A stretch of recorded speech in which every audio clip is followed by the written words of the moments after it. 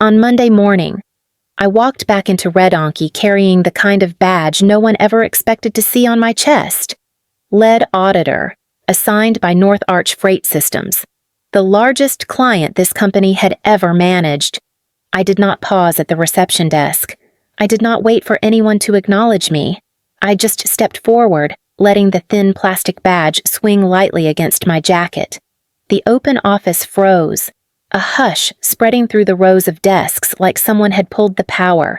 Several people looked up from their monitors, blinked twice, then stared harder, as if their eyes needed time to adjust to the fact that a woman they watched get humiliated 1 week earlier was now standing at the threshold with a title that outranked every person in the room.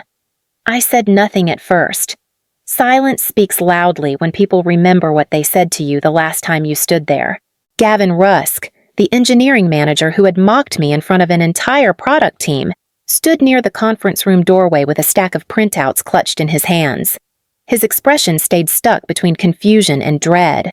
His lips parted, as if he planned to greet me, but the words never came out. He recognized the emblem on my badge before anything else. His fingers tightened on the papers until the edges curled. "Morning, Gavin," I said, keeping my voice as even as I could.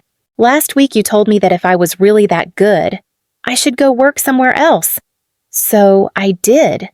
He took one step back. Someone behind him whispered my name, like they were afraid to say it too loudly. I walked past him and set my laptop on the long conference table reserved for client audits. I could feel dozens of eyes on my back, waiting to hear what I would say next, wondering why North Arch would send me the woman their boss called replaceable to lead a review of this entire department.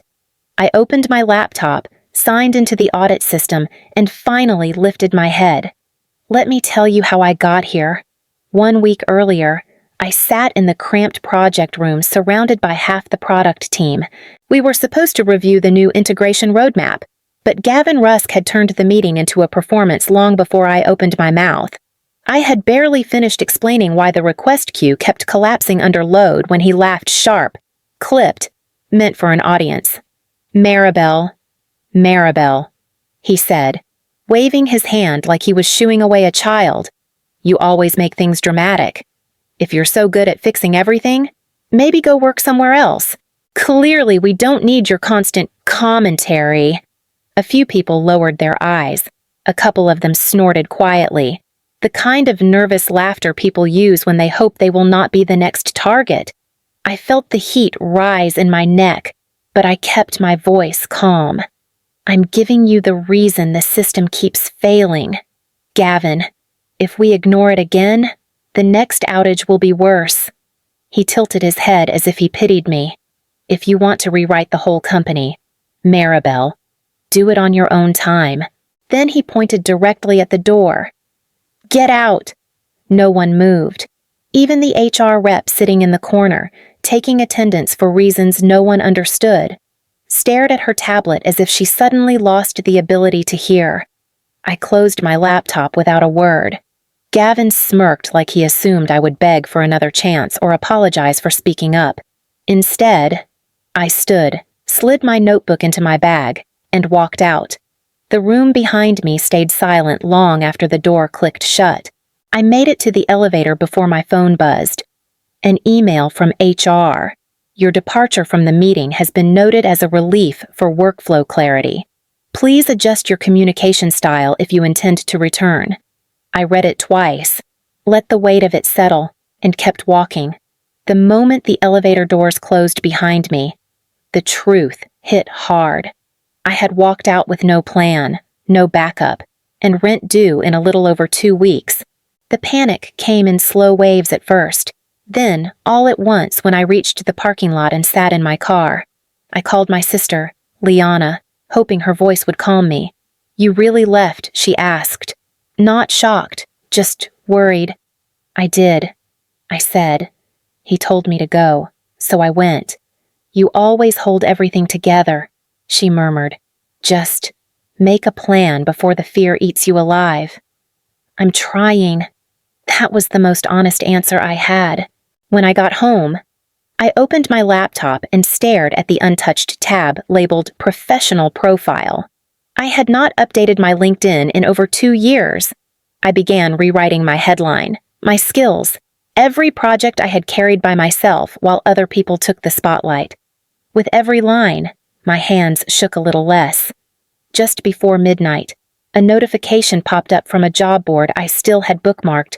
Revengeaita had posted an opening.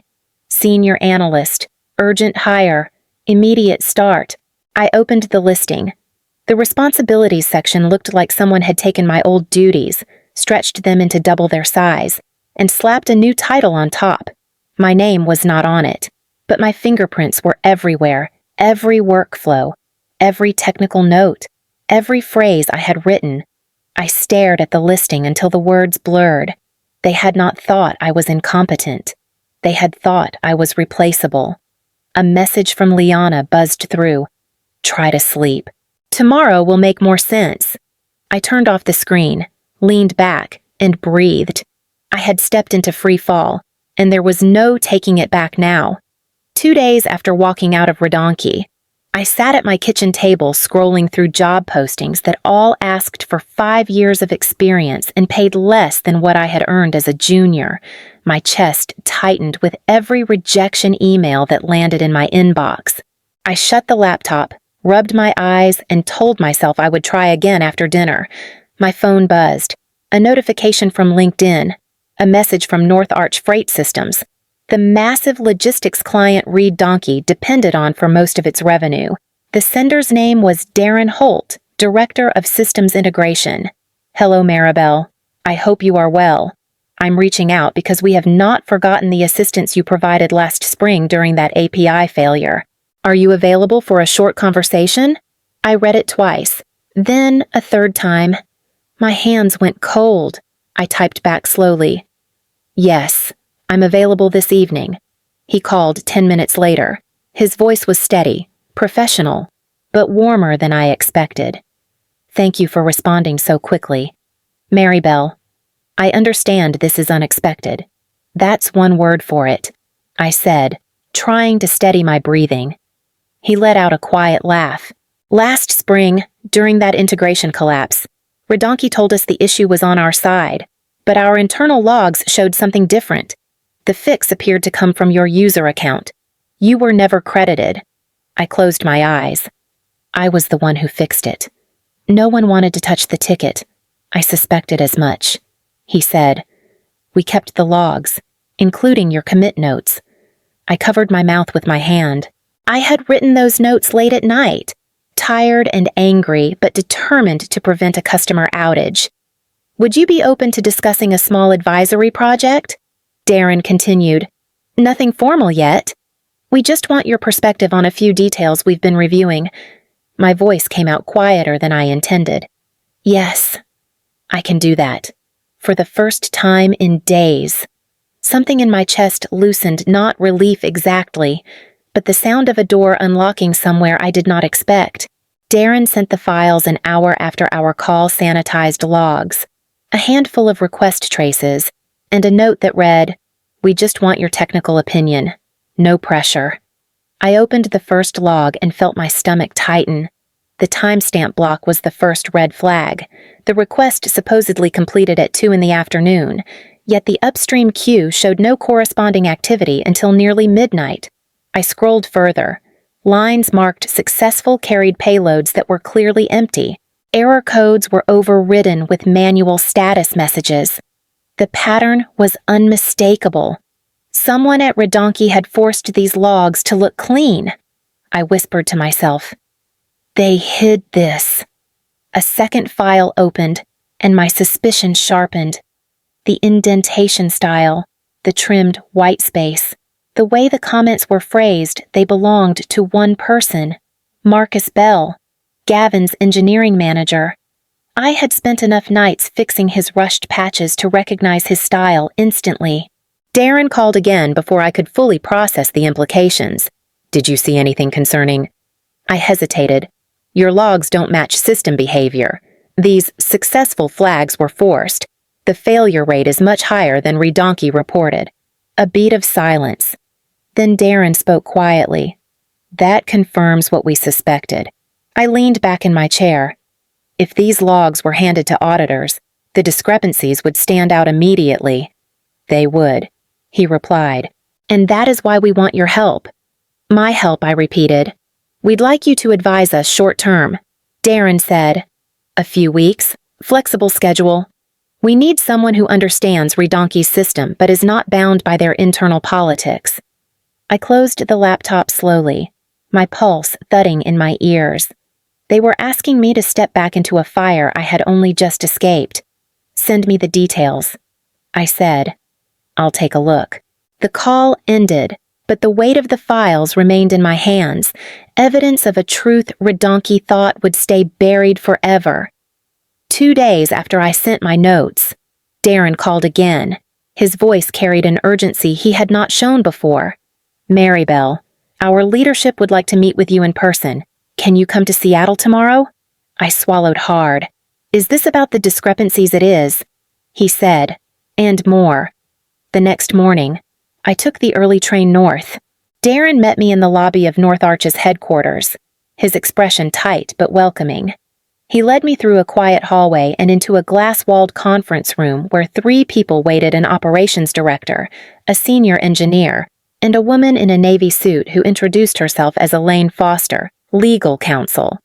Elaine gestured for me to sit. We reviewed your analysis, she said calmly.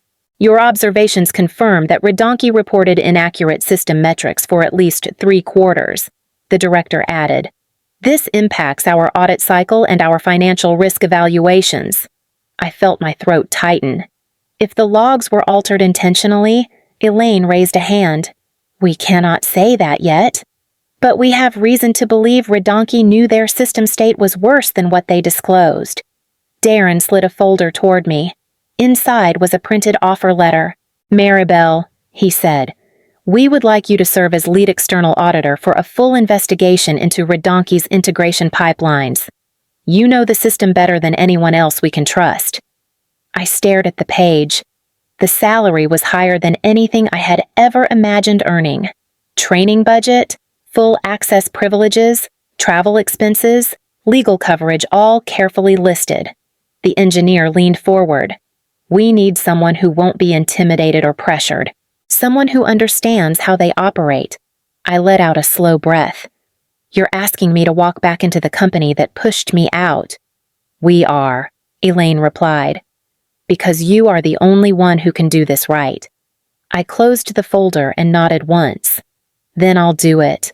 Not out of revenge, just a steady decision, anchored by everything I had survived.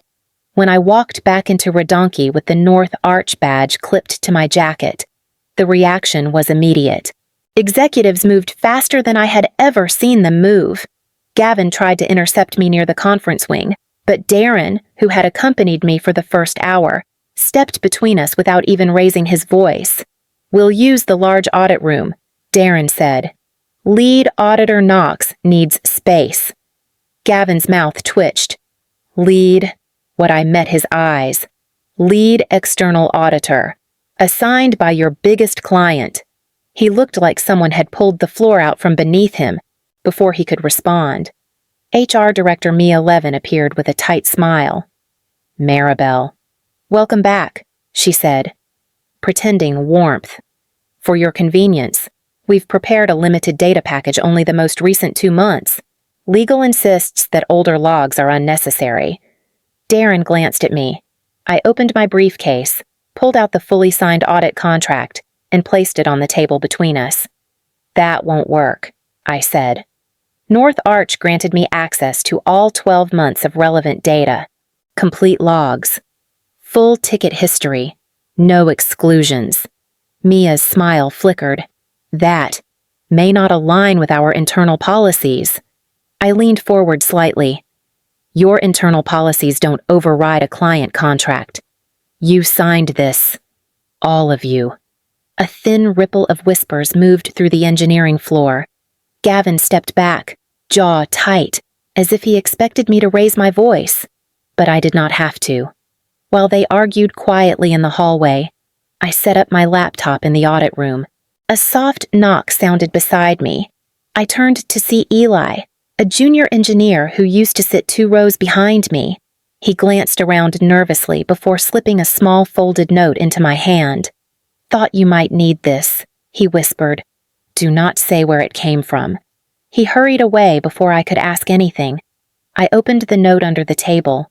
It was an old internal access key one only longtime engineers knew existed, a path buried beneath layers of deprecated systems. I closed my fingers around it, feeling its weight. The old access key Eli had slipped me opened a doorway into Revengeaita's forgotten systems. Within minutes, I found things that should never have existed in a company handling enterprise-level data. Shared admin credentials, over a dozen of them, passed around without documentation. Backups stored in plain text, unencrypted and downloadable in one click. Timestamps altered so crudely that the gaps between events looked like someone had sliced chunks of time out with a dull knife. Then came the file that made me lean back in my chair. Real Final Credentials, 512.xlsx. I opened it slowly. Vendor logins, master access accounts, passwords scribbled in joke-filled comment boxes. The last editor appeared as Gavin Rusk. I printed the evidence and carried it into the closed-door meeting where Darren, Mia from HR, Gavin, and 2 Red Donkey executives waited. The tension was thick enough to feel. I placed the first document on the table. Shared credentials. No audit trail. Gavin opened his mouth. Those were temporary. They were active last night, I said. I set down the next stack. Backups unencrypted. Downloadable by anyone with a pulse. Mia straightened her folder. We planned to encrypt these backups go back 11 months. Their eyes darted between one another. I opened my laptop and projected the spreadsheet. Laughter-filled comments glowed on the screen under Gavin's name. He pushed back his chair. Maribel, you are misinterpreting no, I said. I am showing facts. Darren spoke for the first time. Based on this evidence, North Arch is freezing all payments to Revengeaita until the full audit concludes. Mia gasped. One executive went pale. Gavin looked as if the floor had vanished beneath him. By the time the meeting ended, the office was already cracking. Slack channels flooded with panicked messages. Senior staff packed their bags, and 2 engineers quit before sunset. The collapse had begun. 2 days after the freeze announcement, Revengeaita sent North Arch a rebuttal packet, glossy charts, highlighted timestamps, and a carefully worded summary insisting the discrepancies were simple synchronization issues. Darren asked me to join the review call the moment the files loaded on screen. I felt the heat rise in my chest. The logs had been corrected, but not skillfully. Timestamps were shifted by identical intervals, metadata chains broke in places no real system would break, and several comments had been scrubbed entirely. Darren looked at me. Maribel. I opened my original logs on the shared screen. These are the untouched versions you received last week. I clicked through line by line, and these I highlighted the new entries were edited manually. You can see the signature in the metadata. Gavin's voice cut in, shaky but loud. That is not conclusive. Anyone could have I zoomed into a specific pattern of indentation. This style belongs to one engineer, Marcus Bell, your direct report. I switched to another screen, and these missing error reports, they were filed internally. HR closed them without escalation. Mia swallowed hard. Those decisions were made for efficiency. Elaine, the legal counsel from North Arch, spoke evenly. Efficiency is not a defense for concealing system instability. Gavin tried one last time. This is being taken out of context. If Maribel had not overreacted, I turned toward him. I did not alter your logs. I did not delete your tickets. I did not hide failures. My voice stayed steady. I simply stopped covering for you. Silence fell across the call. Finally, Darren folded his hands. North Arch will maintain the contract only if Revengeaita removes the responsible manager. Effective immediately. The executives conferred in whispers. Then one of them spoke. "Gavin, please step out of the meeting." He froze, then stood abruptly and disconnected. The final verdict arrived an hour later, termination for integrity violations. I closed my laptop slowly. It was not triumph, I felt just a quiet, grounded sense that a long, heavy chapter had finally ended. North Arch called me back to Seattle 2 days after Gavin's termination. Darren met me in a small conference room, this time with an ease in his shoulders I had not seen before. "We want you here permanently," he said. "Director of Transparency and Risk. Build the team you think this industry should have had years ago." Elaine passed me the offer letter. The salary, resources, and authority were real, not symbolic. I read the pages slowly, feeling something inside me settle for the first time in years. "I'll accept," I said, "but I want to choose my own team." "Exactly what we hoped you'd say," Darren replied. By the end of the week, I had a short list of people I had watched at Red Donkey who worked twice as hard for half the credit. Eli was the first to pick up when I called. "You're serious?" he asked. "You want me? You see problems before anyone else does," I said. "And you care about fixing them the right way. That's the kind of foundation I need."